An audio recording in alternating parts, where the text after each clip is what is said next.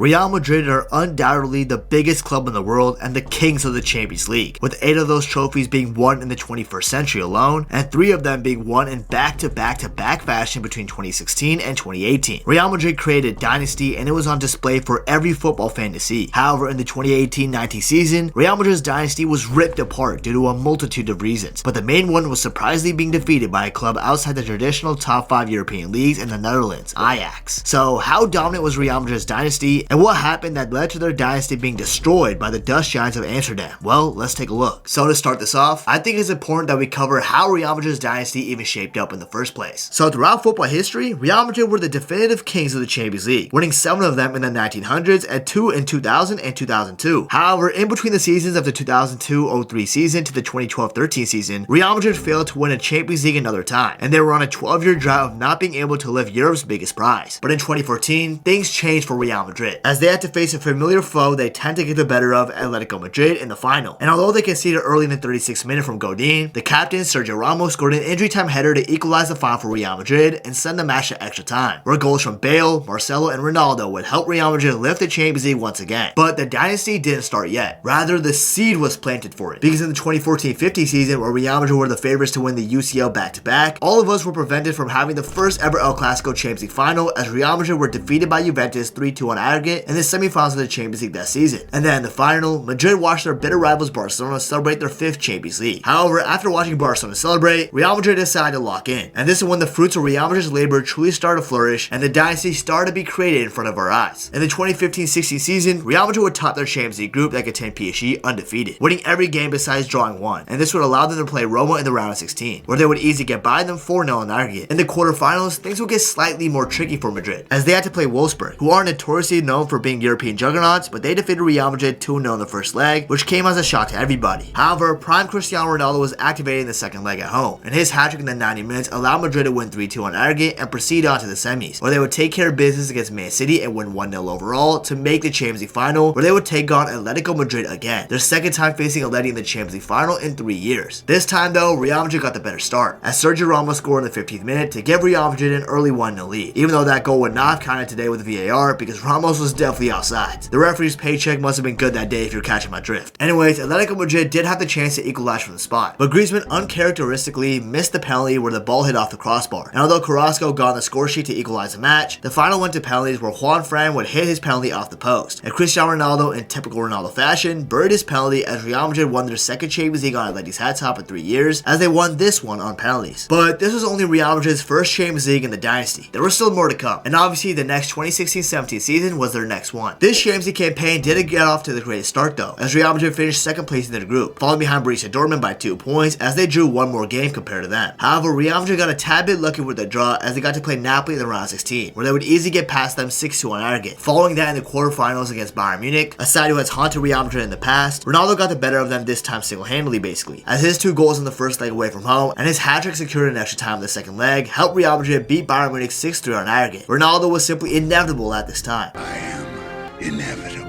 Then in the semifinals, Real Madrid would face a familiar foe in Atletico Madrid. And of course, Ronaldo's hat-trick in the first leg would be enough to beat Atletico Madrid 4-2 on aggregate. So now for the Champions League final, this time Real Madrid would have to face Juventus, the side that knocked him out in 2015. And prime hair Cristiano Ronaldo was on a mission this season, because 20 minutes in, he would score the first goal of the final. And although Mandzukic scored a crazy bicycle kick to equalize the game, Casemiro, Ronaldo again, and Asensio would all score to beat Juventus 4-1 and help Madrid go back-to-back and winning the Champions League. But a dynasty usually means 3 titles in close proximity of each other, like the Warriors in the late 2010s. They won 3 titles in 4 years. So Madrid needed one more Champions League to cement this dynasty, and they would do that in the following 2017-18 season. Now once again, Real Madrid wouldn't have a flawless group stage campaign, as they finished second in the group, this time falling below Tottenham out of all teams and actually losing a game, with them losing to Tottenham 3-1 away from home. Boy, ain't no way, boy. Boy, ain't no way, boy.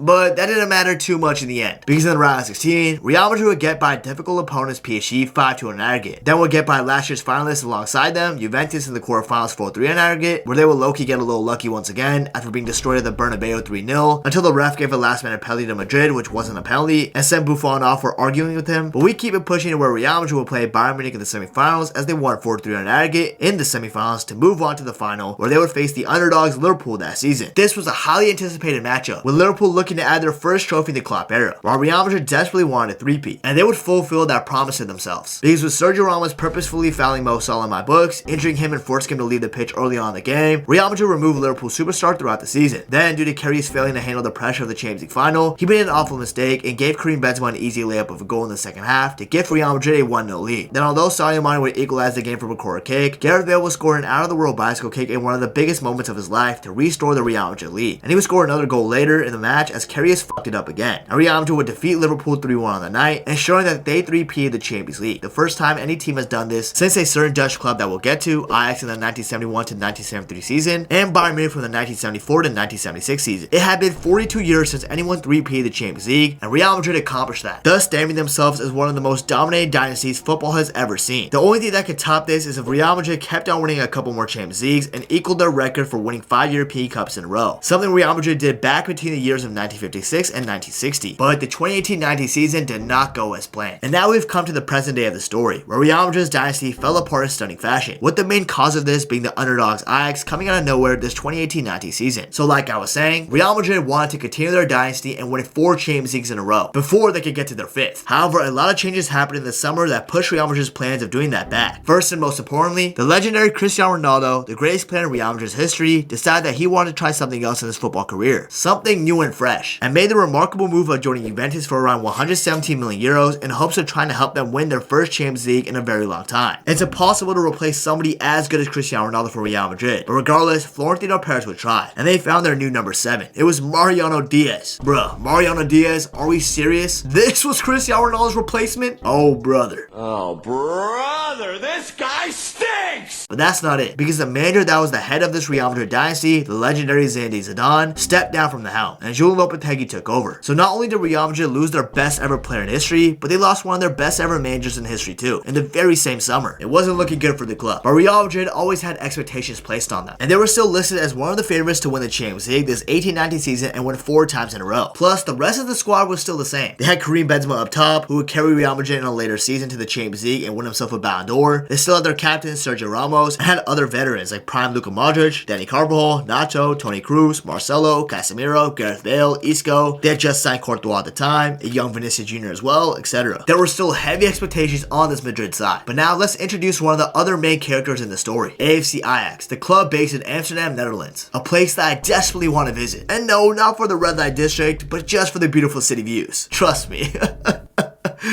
Trust me guys, I'm not lying, I swear. Anyways, there were zero expectations placed on Ajax in the Champions League at the start of the 2018-19 season. Their biggest signing over the summer was a player from Southampton, Dusan Tadic, for just 11.4 million euros. That was Ajax's level. And yes, I know Tadic later had an amazing season, but I'm just talking about how it felt before the season started. And yes, Ajax historically is one of the biggest clubs in the world. As I said, they're one of the only other clubs to have three-peated the Champions League. And they've had some of the greatest footballers to play the game play for their club, like Johan Cruyff, one of the most legendary figures in football history, or even Dennis Bergkamp, one of the greatest Dutch players ever, etc. They've also won the Champions League a grand total of 4 times, winning their last one in 1995. But since then, Ajax really haven't been a main character in the main umbrella of European football. In fact, the last time Ajax even made the Champions League semi-final was all the way back in 1997. And in the 17-18 season, the season before this 18-19 season, they were playing Europa League football, not even Champions League. So there was literally zero expectations on them. But this Ajax squad was young and hungry, and with young studs at the time like David Neres, young center back Matthijs de Ligt, young and ferocious midfielder Donny van de Beek, Nusser Mazraoui, Frankie de Jong, Andre Onana, Kasper Dolberg, Hakim Ziyech, Nicolas Tagliafico, alongside experienced veterans like Dusan Tadic, who had Premier League experience, Huntelaar, Daley Blind, etc. Ajax had a squad capable of being major underdogs in the Champions League campaign in hindsight, and that's exactly what they managed to become. During the Champions League group stages, Ajax managed to finish second place in their group, which is a pretty good accomplishment considering that they had to play Bayern Munich in their group, and they still managed to finish the group stage campaign undefeated. While although Real Madrid managed to top their group, if we take a look closely, these guys had 2 losses in the group stage alone, and both of them were to CSK Moscow out of all teams, with them losing to Moscow 1-0 on match day 2, and then got absolutely battered by them 3-0 at home on the very last match day, which is low-key just really embarrassing. Embarrassing. However, due to Real Madrid topping the group, this papered over the cracks that Madrid were nowhere near as good as they were during their three-peat campaigns. But this was obvious to the Real Madrid board, and they sacked Jude in late October after Real Madrid took a 5-0 beatdown away to Barcelona in La Liga. They replaced him with their interim coach Santiago Solari, but just a few months later, Solari would later be sacked, and Zinedine Zidane would return to coach Real Madrid in hopes that he would restore some glory back to Real Madrid during their poor season. But the Real Madrid hierarchy might have acted a little too slow on this appointment, because they only did that after the round 16 tie, where Real Madrid had to play Ajax. Now, of course, it's Real Madrid. Many football fans and pundits were fully expecting Madrid to go through with ease in this round to the quarterfinals, and this opinion would only be more back after the first leg in Amsterdam, where despite Ajax completely dominating the first half, where Tadic would have a shot ricochet off the crossbar, and one of their goals was chopped off by VAR due to an Ajax attacker being in an offside position, Real Madrid would get the lead in the match in the 60th minute, with Vinicius' incredible run, dropping Mazraoui on the way, and leaving it on a play for Benzema, who finished the ball with ease to give Real Madrid a 1-0 lead. But with the Moroccan wizard Hakim Ziyech equalizing the game for Ajax in the 75th minute, hope was restored for the Ajax faithful to get something out of this game. But in the 87th minute, Carvajal's beautiful cross to Asensio, who finished the ball and calmly, helped Madrid collect a 2-1 win away from home in Amsterdam in the first leg. So with Real Madrid playing Ajax in the second leg at the Bernabeu, everybody and their mother thought that Real Madrid would easily go through against Ajax to make the quarterfinals. However, it was anything but that. In the second leg, despite Varane almost scoring in the 4th minute with his header smacking off the crossbar, the Moroccan wizard Ziyech would haunt Madrid again, only 3 minutes later in the 7th minute, but then pouncing on a wonderful Tadic pass and smashing the ball into the back of the net to give Ajax an early 1-0 lead in the second leg alone. And hey yo, what was that celebration between Tadic and Ziyech? They were getting a little too intimate, yo. One day though, I hope me and my good buddy Maqwell could recreate the celebration. That would be absolute cinema, don't you guys think? Let me know in the comments if y'all want to see that. But anyways, Ajax would continue to dominate the match, and Tadic was having a world-class game, because in the 18th minute, he would Kroos spin his way past Casemiro and play a superb ball through to David Neres, who would get by Courtois and score to make it 2-0 to Ajax on the night, and 3-2 on aggregate to Ajax. I would like to remind everybody that Tadic went from playing for relegation side Southampton to bossing Real Madrid at the Bernabeu in just one season. Time changes fast, man. Ajax should do their best to try and create a bigger gap on the scoreline in the first half, but none of their remaining chances in the first 45 would go into the back of the net, where Real Madrid's chances were being saved by a world-class Onana performance. You heard me correctly, yeah, Andre Onana. Back in the Ajax days, this dude was fire. However, Real Madrid would suffer injuries to Lucas Vazquez and later Vinicius Jr. in the first half, and this would end up biting them back in the butt in the second half, because after knocking on the door in the second half, Dusan Tadic would get an opportunity to shoot from right outside the box in the 62nd minute, in which he took and smashed the ball past Courtois to give Ajax a 3-0 lead in the second leg and a 4-2 lead in aggregate. But even though Asensio would restore hope for Real Madrid in the 70th minute due to his well-taken goal, no other chances for Real Madrid would fall their way. While in the 72nd minute, Lasse Schöne's brilliantly taken free kick from the edge of the pitch would somehow go past the entire Real Madrid defense, and Courtois for Ajax to score 4 on the night to make it 4-1 and 5-3 on aggregate. And after that, the final whistle blew, and Ajax pulled off one of the biggest miracle wins in Champions League history, destroying the three-peat dynasty, the kings of the Champions League overall, Real Madrid, in their own backyard at the Bernabeu 4-1, coming from behind to win 5-3 on aggregate and make the Champions League quarterfinal, where they would have to take on Juventus. That's right, everybody. Ajax was the reason why we never got to see Cristiano Ronaldo take on his former club Real Madrid. But guess what? Even Ronaldo couldn't get past his underdog Ajax team, as the Dutch Giants went on to beat Juventus 3-2 on aggregate to make the Champions League semi-final, where they would face Tottenham Hotspur. Now, although Ajax were being listed as the new favorites to make the Champions League final, especially after Ajax won 1-0 to Tottenham away from home in the first leg and created a 2-0 lead in the second leg alone at home in Amsterdam, creating a 3-0 lead overall on aggregate, they completely choked to the super sub Lucas Moura, who scored a hat-trick, completing it in the 90+6 minute to knock out Ajax from the Champions League that season, as Tottenham went on to win that semi-final on away goals 3-3 on aggregate. Could Ajax have won the Champions League that season? I guess we'll never know. I guess we'll never know.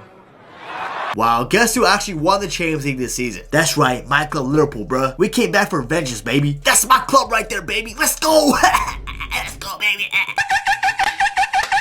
Anyways, overall, in the 2018-19 season, after Ajax eliminated Real Madrid and knocked them off their dynasty purge, Real Madrid historically had one of their worst ever seasons in history, and it seemed like it was going to be hard for them to regain any similar form like they had during their dynasty days. It generally felt like Ajax completely crushed them, and in the next couple of seasons, Real Madrid were struggling in the Champions League to their standards, until 2022, where Benzema carried Real Madrid to the Champions League once again, and then they did it again in 2024, winning their 15th Champions League. But hey, for a while, Ajax was the football club that killed one of the greatest ever dynasties in football. that Real Madrid 2016 to 2018 side. But anyways, what are your guys' thoughts on this? Was Real Madrid's dynasty falling apart more due to the fact that Cristiano Ronaldo left, or the fact that Ajax completely dog-walked them at the Bernabeu? Let me know what y'all think in the comments down below. Anyways, if you guys enjoyed this video and want to see more like this, please remember to subscribe. I would really appreciate it. And please be sure to follow my Twitter, Instagram, and Twitch, and join the Discord community. All the links in my YouTube description. And last but not least, if you want to learn about some of the footballers who are on fire in this 2025-26 season, you definitely want to check out this video right here. You won't regret it.